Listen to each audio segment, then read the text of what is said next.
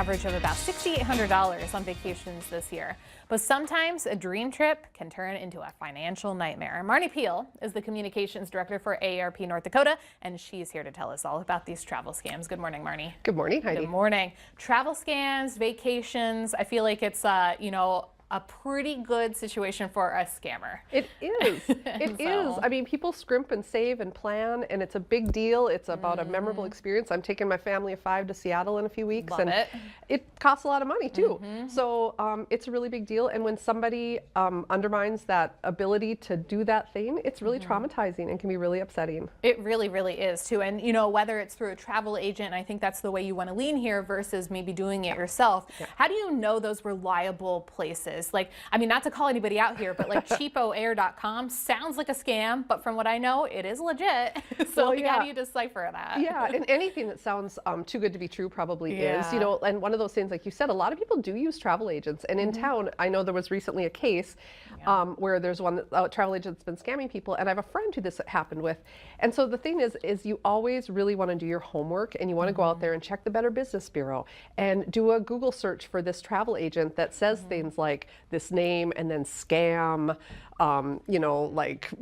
problems, complaints, ratings, that kind of thing. Like really, really do your research and ask for referrals. But let's backtrack about this local case that is happening, because that did make pretty good news even around here. I think we had it even. And so I guess I think you said it's at the Attorney General right now. State's attorney, State attorney. And so, I mean, that's pretty significant. But I mean, that shows how elevated one of these scams can go. And so, I mean, it was the person who won the package versus the travel agency, and who's liable, kind of. Well, I can't answer that from a legal perspective or anything. I don't know. But what I do know is, some of those things are about how you pay up front or what you're using to pay with. And so really securing how you pay for something with a travel agent or with anyone else is a big deal. So for this, for instance, I have a friend who was impacted by a situation like that. And because he used a credit card, he was able to get his money reimbursed. But he didn't have any of that travel payment confirmed up front. So it's really like, that's some of the reputable things. You'll see someone, they'll confirm before they pay. If you're with a reputable company, you'll be in a good shape. You've got to do that homework. And you never want to use anything besides a credit card to pay for your travel. It's really important. You don't want to use Zelle. You don't want to use PayPal. You don't want to use a gift card. We know that, or a wire transfer or cash, or even your debit card, because you just have more ability to get your money if there's anything that goes wrong if you use a credit card. Because you can actually communicate, I guess, with the credit card company. Even though it's a bank, they're official too. It might be a little bit harder to get that. I think that's a thing too. Going back, I actually am booking a trip to Denver, and I need a rental car. That is one of the hardest things to book, Marnie, because every company has bad reviews. And so how do you, I kid you not, and it's on the BBB. I'm just like, come on. And how do you avoid those scams, or how do you just know? Well, I think you stick with the known companies. There's the names that have been around forever. And yes, people are frustrated with rental cars. I don't work for a rental car company. But I would say, again, if you find one that the deal seems too good to be true, it is.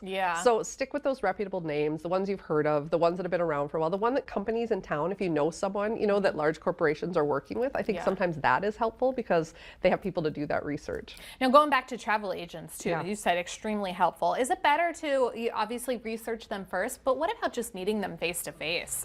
That way you do know they're reputable. Well, except for that, I think anyone who is not reputable, it can be charming. We talk a lot about fraud and scams and how people who commit fraud are charming and they are emotional manipulators. And I would say there are wonderful travel agents, but I think like anything else, you really want to do that research, whether you know them face to face or not. Because I know this friend of mine who was scammed.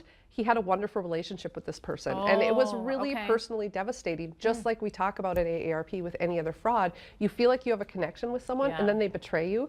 Whether it's face to face or online, that's devastating. So that research matters so much. And if you have any question about it, AARP can be helpful, because as with any fraud, you can call our Fraud Watch helpline, and they can talk you through like, okay, here's how you can look for fraud. Here's how you can figure out if this is a scam. Here's some of the warning signs. Here's who you could call to verify that you are having a legitimate interaction with a real, honest, reputable travel agent. Oh, I think that makes perfect sense, because that's the last thing you want. You do not want your vacation ruined at all. Fall victim to a scam too. We talked about, don't use gift cards, debit cards, credit cards. Best. Crypto. You guys were on here a couple weeks ago talking about crypto. Absolutely not. That's probably the worst one. Right. If anyone ever asks you to pay with crypto, it is a scam. Oh gosh, Marnie, we're going to put up information here where we can find AARP. In the meantime, we did have info too on the Fraud Watch Network, and there's that information. Thank you. We appreciate it. Oh, thank you. Great. Happy travels this summer. You too to Seattle. Sounds like a fun time. It will.